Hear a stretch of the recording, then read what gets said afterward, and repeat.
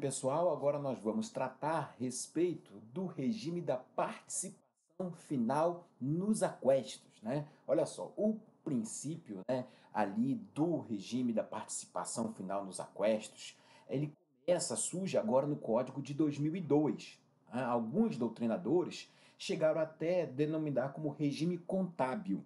É um regime, minha gente, que ele não tem muita incidência na prática não, tá? Então, olha só, qual é a utilidade dele? Geralmente é para cônjuges que exercem atividades empresariais. Tá? Então, o final nos aquestos é uma novidade do Código Civil de 2002, conhecido também como regime contábil, pouca incidência na prática, porém importante, segundo pelo menos foi essa a intenção do legislador, para aqueles cônjuges que exercem atividades empresariais. Ele é marcado pela. Né, você precisa ter uma compreensão que haverá uma participação nos aquestos, naquilo que for adquirido, olha só, onerosamente, mas pelo casal. Então ele permite, em grossas linhas, 5 massas patrimoniais. Sim, 5 massas patrimoniais. Cada um, quando casa, vai ter a sua massa patrimonial. Quando, após o casamento, poderá continuar tendo a sua massa patrimonial individualizada e poderá ter uma quinta massa patrimonial, que é aquela que foi adquirida onerosamente pelo casal. Então, qual é a diferença para a comunhão parcial de bens? A diferença é que, na comunhão parcial, eu tenho uma presunção que há um esforço comum e tudo que é adquirido durante a sociedade conjugal haverá ali uma participação efetiva e igual ali na comunhão dos bens. Há uma comunicabilidade. Nós trabalhamos com essa presunção.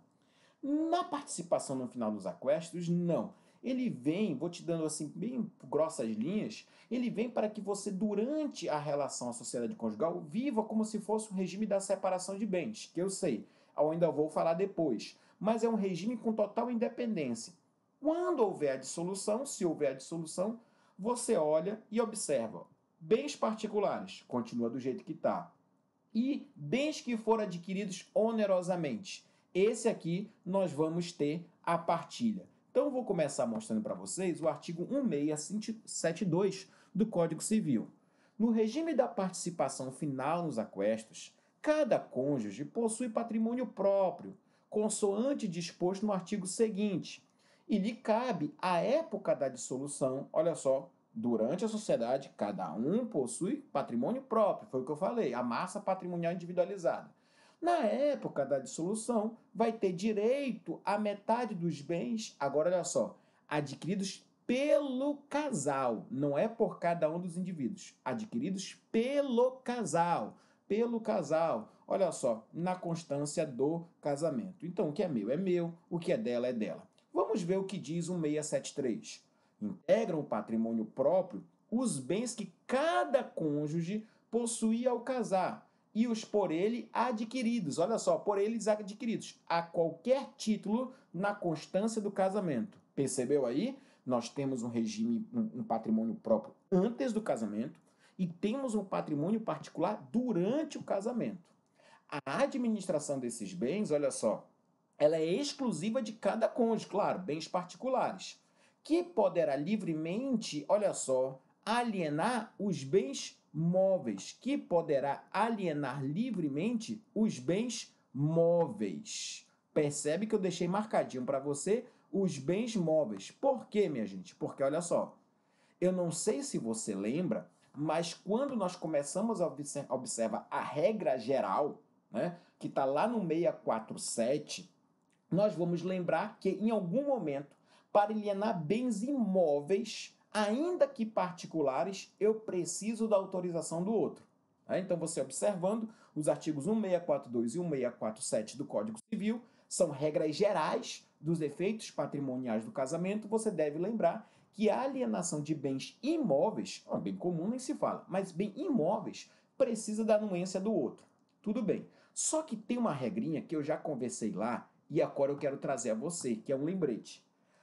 Porque no pacto antinupcial que adotar o regime da participação final nos aquestos, pode ficar ali combinado que os bens imóveis particulares poderá também fazer a alienação.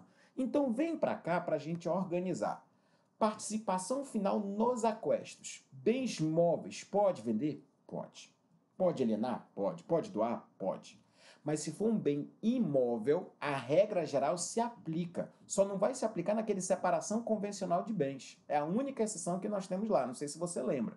Mas ele deixa uma liberdade para, no participação final nos aquestos, você negociar isso pelo um pacto antinupcial. Então, no pacto antinupcial, se não falar nada, o bem imóvel vai precisar da anuência, da outorga, da venha. Mas o pacto antinupcial pode liberar isso, é o que diz o artigo 1656 do Código Civil. Então, vamos lembrar da regra básica que eu já falei para vocês, é o direito dos cônjuges a metade dos bens adquiridos, de novo eu falo, pelo casal, a título oneroso na constância do casamento. Na constância do casamento. Então, volto ao raciocínio das 5 massas patrimoniais. Agora, claro que sobrevindo à dissolução da sociedade conjugal, nós vamos ter que fazer ali um balanço, vamos fazer um apuramento, né? Vamos ter que chamar um contador.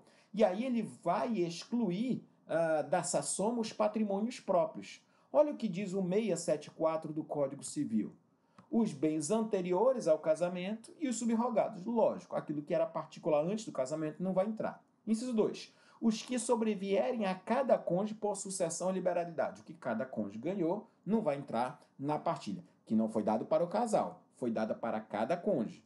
E também as dívidas relativas a esses bens. Então, as dívidas também. Então, olha só. Agora, uma pergunta que surge.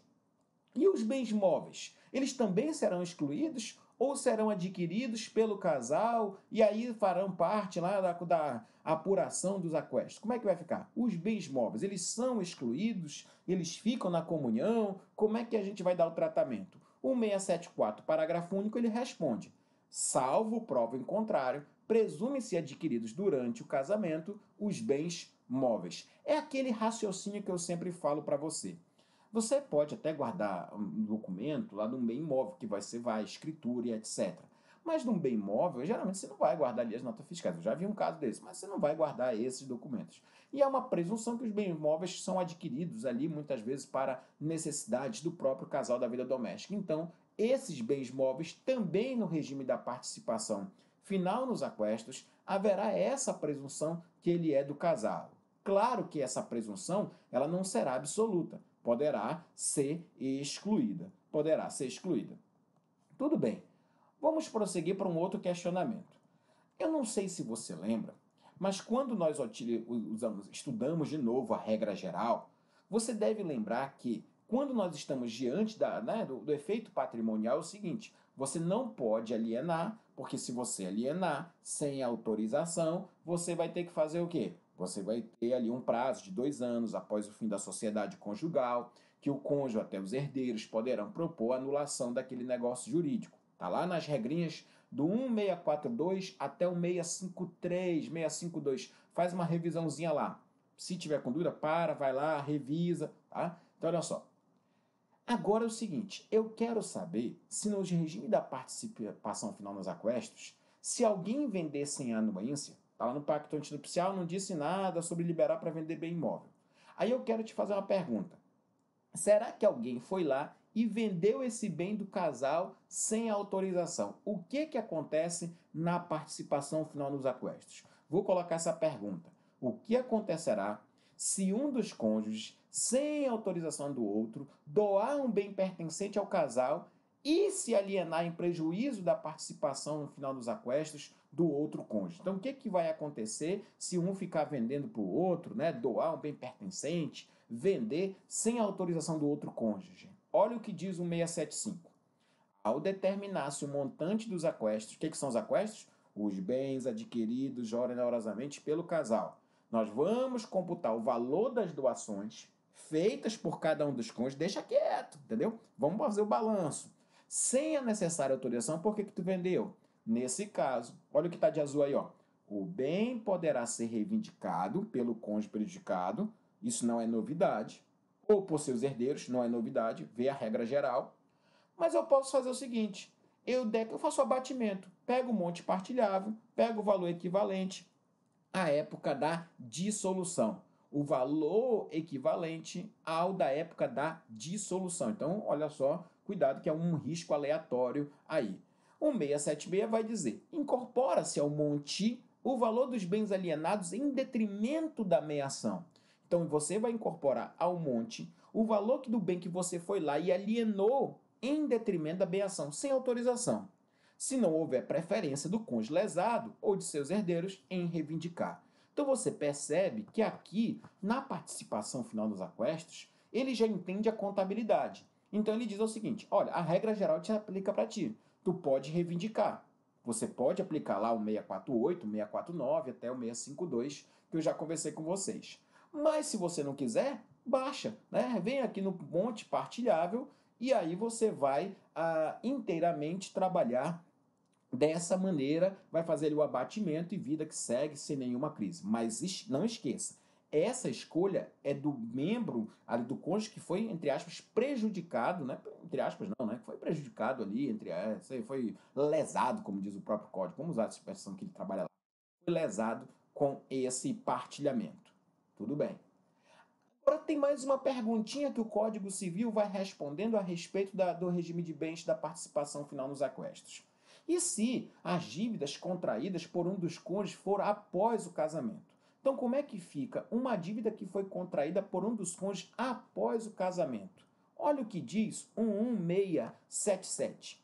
Pelas dívidas posteriores, deixa eu colocar aqui para você na tela, olha só, pelas dívidas posteriores ao casamento, contraídas por um dos cônjuges, somente este responderá. Então, olha só, a ideia é proteger, de alguma forma, proteger aquilo que nós já conversamos em alguns momentos, proteger o bem comum. Então, pelas dívidas posteriores ao casamento, olha só, contraídas por um dos cônjuges, somente esse vai responder. Você fez a dívida, você vai lá e responde.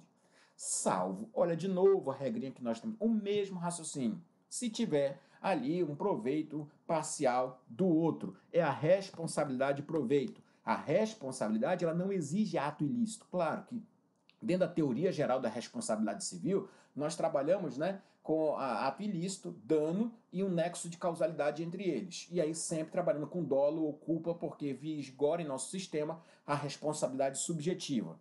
Aí a objetiva é a exceção, né, direito administrativo, quem, né, 927 do Código Civil, responsabilidade civil do consumidor, então é ato ilícito, dano, nexo ou hiato, dolo ou culpa. Responsabilidade subjetiva, regra. Dá uma revisada nesse ordenamento total.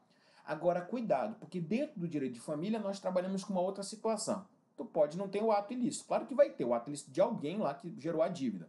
Mas como é que eu chego no cônjuge? Mostrando que ele teve proveito. Mostrando que ele teve proveito. E se um dos cônjuges vai lá e paga a dívida com o seu patrimônio? Olha só, outra curiosidade também na participação no final da quest, viu? É só um regime, gente, de empresários. Olha só, se um dos cônjuges pagar a dívida que era do outro com bem do seu patrimônio, eu fui lá e paguei a sua dívida com o meu patrimônio, olha só, tu vai ficar me devendo, hein? O valor do pagamento deve ser atualizado e imputado na dissolução, ameação do outro cônjuge. Você está entendendo? Aqui eles têm empresta dinheiro um para o outro. Né? Eu vou dizer uma coisa, não sei o que eles são. Eles são sócios. E aí eles confundiram e acabaram casando. Eu brinco assim. Né? Então, olha só. No casamento, no caso dos bens adquiridos pelo trabalho conjunto, agora, claro, o que é trabalho conjunto? Aquestos. Terá cada um dos cônjuges uma cota igual no condomínio ou um crédito por aquele modo estabelecido. Olha só, eu quero ver se eu consigo aqui até aparecer para poder comentar um pouquinho sobre essa situação engraçada. Por quê? Olha só, minha gente. Eu quero que você preste atenção. Por quê? Porque o artigo 679 que você está vendo aí na sua tela, ele diz que vai ter a partilha. E ele diz, olha, se não falar nada, a cota é igual. Mas poderá um outro crédito, pode ser 60-40, 70-30, se vocês estabeleceram. Então percebe que o regime da participação final nos aquestos, tá, pelo 1679, ele garante para você a participação. Ele garante a participação, mas ele não garante o metá-metá. Ele não garante os 50% para cada um. Não. Ele diz, olha, eu garanto a participação e essa participação será igual, mas vocês aí podem se acertar de outra maneira. Então, o trabalho é pressuposto da participação final nos aquestos. Tanto que os bens particulares não vão ter a participação, mas não assegura a participação em partes iguais. Não assegura a participação em partes iguais, porque o pacto antinupcial ou até uma convenção pode firmar que vai ter participação, mas onde houver esforço comum será 60-40, 70-30, pode ser que seja estabelecido, pode ser que eles queiram investir ali em determinadas questões. Tá? Então esse é o estudo que você não pode perder quando estiver trabalhando aqui dentro desse regime tão interessante que é o regime da participação nos aquesta. Ele serve para dar dor de cabeça nas questões, né? Serve para deixar a gente ali de orelha em pé. Então vai cuidando com isso daí. Agora, imagina, tá? E aí eu vou fazendo outro questionamento, né? Imagina que um terceiro, olha só, ele que seja credor, né? Ele é credor lá de um dos cônjuges. E aí o que acontece? Será que existe algum benefício para esse terceiro em caso de executar e penhorar um bem móvel do cônjuge devedor? Qual é a vantagem do credor? Né? Então, olha só, qual é a vantagem do credor quando ele tem uma dívida, ele tem um crédito com um do cônjuge devedor? O 680 vai dizer: coisas móveis em face de terceiro, presume-se do cônjuge devedor, salvo se o bem for de uso pessoal do outrem. Então, olha só, eu até tenho que desaparecer aqui para que você possa observar, né, o artigo com muita clareza. Então, ele diz, olha, as coisas móveis em face de terceiros presumem-se do domínio do cônjuge devedor. Então, olha só, há uma vantagem para o terceiro credor e perseguir esses créditos, ainda que seja nos bens móveis, salvo se for de uso comum, uso pessoal do outro. Porque se for de uso comum, ele poderá chegar lá perfeitamente, poderá chegar lá sem nenhuma dificuldade. Então essa é a questão interessante que nós temos para tratar quando nós enfrentamos a participação no final nos aquestos. Vamos para uma última questão ali, mais uma questãozinha, que fala o seguinte: no ambiente patrimonial dos cônjuges, nesse regime aqui, a quem pertencem os bens imóveis? Eu já cantei a pedra para você. Né? Será que você já consegue responder? Participação final dos aquestos, de quem são os bens móveis? O que você me diz? Olha só, os bens imóveis são da propriedade cujo nome constar no registro. Então, na participação no final nos aquestos, se você quer provar e depois vai exigir isso no final, precisa registrar. Porque como ele permite uma massa patrimonial individual particular durante o casamento, então o que vai acontecer aqui? Perceba só. Como ele permite essa massa patrimonial durante o casamento, se tiver escrito no nome só de um, acabou, meu amigo, vai ser dele, tá? Então, olha só, poxa vida, mas ele foi lá, registrou o bem imóvel, colocou só no nome dele, é assim que ele sempre faz, coloca tudo no nome dele. E agora eu quero provar, né? Olha só, eu quero provar essa titularidade, eu quero impugnar. Olha o que diz o parágrafo único. Impugnada a titularidade, cabe ao cônjuge proprietário provar a aquisição regular dos bens. Então, cuidado, tá? Prova ali, guarda, se resguarda para provar que foi adquirido só por ele, tá? Então, olha só, os bens imóveis. Então, é importante trabalhar com isso. Há uma permissão, mas há uma desconfiança que o cônjuge proprietário tem que trabalhar.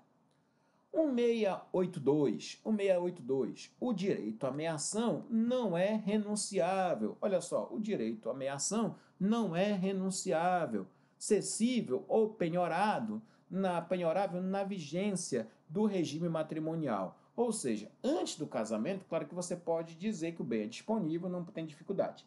No meio do relacionamento, não tem como você penhorar o teu direito à meação, ceder o direito à meação, não tem como, porque você vai incluir um terceiro que não está ali, né? É uma proteção à família, então dizendo o seguinte, você não pode renunciar, negociar o direito à meação enquanto tiver a vigência do regime matrimonial, enquanto tiver a vigência do regime matrimonial.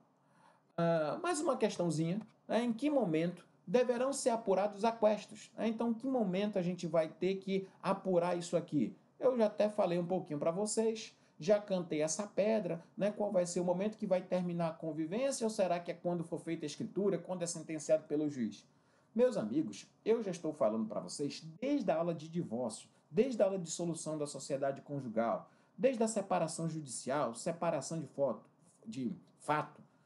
Há inúmeras decisões judiciais que a separação de fato põe termo à sociedade conjugal. Repete comigo: a separação de fato põe termo à sociedade conjugal. Se você observar na lei, você não vai encontrar isso. Mas a jurisprudência já bateu muito, porque é natural que as pessoas primeiro se separem de fato ali e depois elas vão tomar conta das questões relacionadas à papelada ali, né? Dão aquele tempo e etc. Então, é esse o raciocínio. Lá no 684, vai nos dizer: se não for possível nem conveniente a divisão de todos os bens em natureza, o que a gente vai fazer? Se não for possível, né, nem conveniente a divisão de todos os bens, poxa, a vida vai dar muito trabalho, pega o valor, um paga para o outro, todos para reposição em dinheiro ao cônjuge não proprietário. Então, olha só, aquele lá que adquiriu um bem proprietário vai ficar, mas vai ter que repor.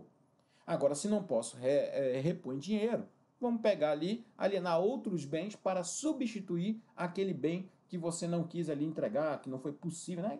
Que não quis, né? A lei não fala em não querer, que não foi possível fazer esse trabalho, essa compreensão. Então, pega outros bens para, de alguma forma, substituir. E aí eu até coloco para você bem claro, o legislador, ele procurou evitar que permanecesse em condomínio de bens entre cônjuges, que isso dá muito trabalho. Então ele leva em conta que determinados bens podem ser indivisíveis. Então o que ele faz? Ele abre a possibilidade desse bem que é indivisível ficar com aquele que detém a propriedade e entrega ao outro o equivalente ou a sua participação em dinheiro. Então pode ser que seja feito isso. Agora, se não houver dinheiro suficiente, o juiz pode indicar alguns bens, o juiz vai indicar alguns bens e promover a venda judicial para apurar o dinheiro necessário. O dinheiro necessário. E se a dissolução for por morte?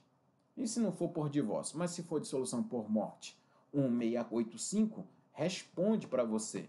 Na dissolução da sociedade conjugal por morte, pega a meação do cônjuge sobrevivente, conforme tudo que a gente já falou, particular, particular, particular, particular, bens móveis adquiridos onerosamente, pega, faz a meação e ele vai agora ter a herança. Lembrando que naquilo que ele meia, ele não herda. Agora, nos bens particulares, ele pode ser herdeiro. Ele pode ser herdeiro. Não esquece daquele corte, você vai aprender mais ali, né, na questão das sucessões.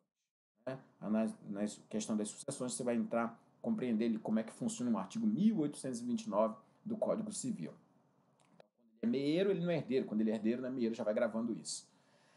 Se um dos cônjuges tiver dívida superior à sua participação no final do sequestro, então pode ser que não vão fazer o apuramento, aí vão ver que o cara tem mais dívida do que dinheiro. O que ele faz? As dívidas de um dos cônjuges, quando superiores à sua ameação, não vão obrigar de maneira nenhuma os seus herdeiros. Quando as dívidas de um dos cônjuges, né, olha só, for superior à sua ameação, claro que não vão obrigar aos seus herdeiros. Eu vou colocar para você aqui o artigo 685. As dívidas de um dos cônjuges, olha só, quando superiores à sua ameação, não obrigam o outro ou aos seus herdeiros. É o que está dizendo aí 1686.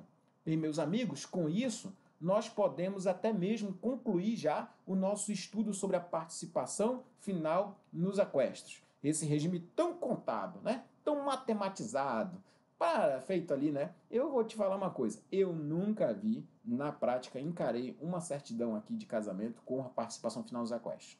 Nunca vi. Eu vi um caso, São Paulo, saiu no Conjur, aquele site de notícias saiu no Conjur, o casal vai lá. 6 meses depois eles pediram para alterar a participação final nos aquestos. Há quem diga que existem por aí, mas a gente nunca viu na prática por tamanhas confusões. Mas você deve estar guardado ali para eventuais exames de ordem, concursos públicos, ainda assim há uma cobrança até porque é muito legalista. Não há dificuldade. Não há dificuldade de você reinterpretar. É só ler e ver os regramentos básicos. Cuidado com aquela história da administração, da alienação dos bens particulares, que tem que pedir autorização, mas o pacto antinupcial pode ali fazer essa permissão. Garante a participação, mas não garante a igualdade. Presume, né? Diz, olha, se você não negociar um crédito, vai ser igual.